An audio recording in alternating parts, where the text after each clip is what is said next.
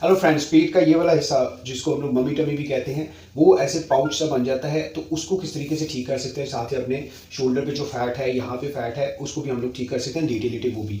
Complete video आपको YouTube channel yoga with CHP पे मिल जाएगी, या फिर आप हमें ऑनलाइन ज्वाइन कर सकते हैं 0332869599 पे कॉन्टैक्ट करके।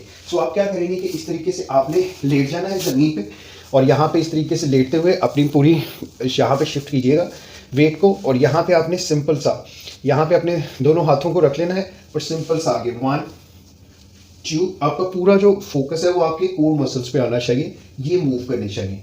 थोड़ा सा आपने ऐसे आहिस्ता आहिस्ता मूव करना है। आप इसको 25/4 कर सकते हैं, यानी 100 टाइम आप इसको कीजिए, और आप देखिएगा कि आपको दिनों में फ़र्क इसमें महसूस होना शुरू हो जाएगा।